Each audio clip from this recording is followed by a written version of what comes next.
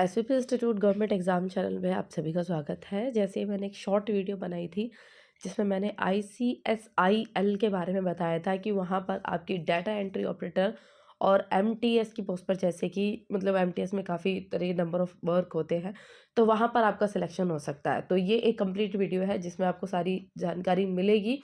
जैसे कि मैंने शॉर्ट वीडियो में बताया था कि कोई एग्ज़ाम नहीं देना है, कोई फिज़िकल नहीं होगा आपका, सिर्फ इंटरव्यू के बेसिस पे आपका सिलेक्शन इसके थ्रू होने वाला है, ठीक है? तो ICSIL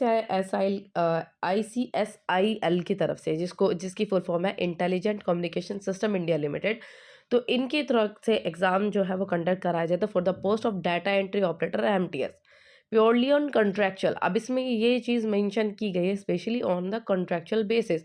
it is not a permanent post, मतलब परमानेंट जॉब, परमानेंट वर्क नहीं होगा इसमें। ये कॉन्ट्रैक्चुअल बेसिस होगा। इसमें कुछ टाइम का टेम्पररी वर्क जो है वो आपको दिया जाएगा। And deploy in the dental council of India and national dental commission, ठीक है? अब इसमें ये भी बताया जा रहा है, जैसे मैंने आपको बताया था, इसकी जो लास्ट डेट रहेगी पहले, जैसे अब आप इस फॉर्म को देखोगे तो इसमें कहोगे ये तो 11 अप्रैल तक आप इसको फिल कर सकते हो। एक ही दिन है इसको फिल करने के लिए, तो 10 अप्रैल से स्टार्ट होकर 11 अप्रैल, तो इसका टाइम लिमिट इतना ही है, ठीक है? इसमें कोई ज़्यादा टाइम लिमिट नहीं दिया गया है कि आपको काफ़ी टाइम तक सोचना पड़ेगा, बिकॉज इसमें पोस्ट भी सिर्फ 40 पोस्ट अवेलेबल हैं, ठीक है? एंड इसकी जो डेट है उसको एक्सटेंड करके 13 अप्रैल कर दिया गया है, ठीक है? 13 अप्रैल तक आप इस फॉर्म को फिल कर सकते हो। एंड जिसकी रजिस्ट्रेशन फ़ीस है वो है 590।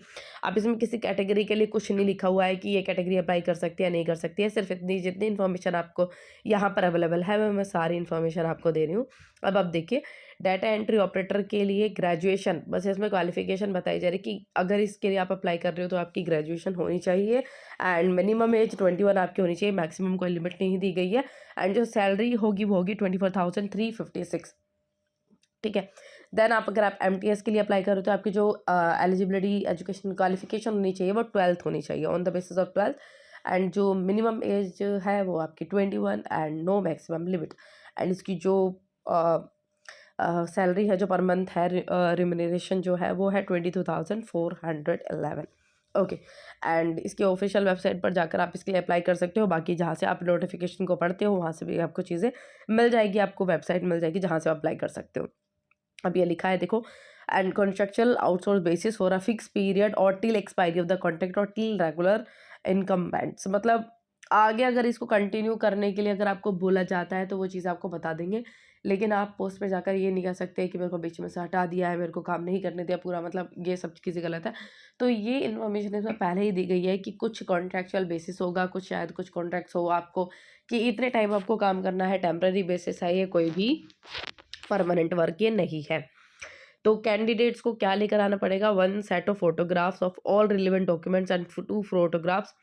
जितने डॉक्यूमेंट्स आपको दिए जाएंगे ऊपर जो इन्फॉर्मेशन है, तो वो आपको डॉक्यूमेंट्स लेकर आने पड़ेंगे आपके लिए। Documents of their age, qualification, experiences and found as prescribe criteria, interaction, ये सब चीज़ें जैसे कि मैंने बताया इंटरव्यू बेसिस पे इसका सिलेक्शन होने वाला है। एंड जो भी जैसे कि आपकी जो भी रिलेवेंट डॉक्यूमेंट्स है, जैसे आपकी क्वालिफिकेशन से रिलेटेड, आधार कार्ड से रिलेटेड, ठीक है? और अगर आप किसी रिजर्वेशन कैटेगरी वाले हो बच्चे तो उसका भी आई थिंक ये सब चीज़ें भी आपको लानी पड़ेगी। In respect of date of birth भी कुछ लेकर आना पड़ेगा आपको। And 2 photographs. Detail of candidate in the application form must be same as mention in class 10th certificate and PAN card and Aadhaar card. 10th में जो आपकी जितनी इन्फॉर्मेशन है 10th पैन कार्ड और आधार कार्ड के बेसिस पे आपकी फॉर्म की इन्फॉर्मेशन फिल होनी चाहिए। 15 days salary to be deducted from the selected candidate as security in 2 parts. अब जो कैंडिडेट की जो 15 डेज़ की सैलरी है उसको डिडक्ट किया जाएगा 2 पार्ट्स में।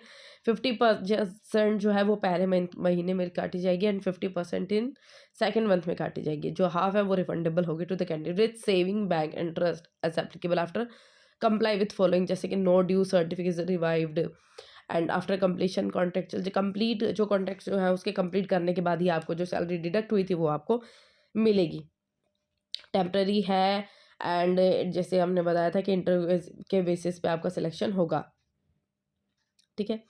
एंड बस इतना ही। Candidate expected to maintain professional behaviour during the process, ठीक है? जो भी कैंडिडेट है प्रोसेस जब तक चल रहा होगा, मतलब अच्छे से बिहेव आपको करना है। कोई किसी भी तरह की कोई भी गलत चीज़ मिसकंडक्ट पाया गया तो ये सब आपको वहाँ से एलिमिनेट कर दिया जाएगा। तो इतनी इन्फॉर्मेशन थी इस पोस्ट के लिए, तो जो इम्पोर्टेंट इन्फॉर्मेशन थी वो मैंने आपको बता दी। अगर आपको इससे कोई रिलेटेड डाउट है तो कमेंट सेक्शन में आप मेंशन कर सकते हैं।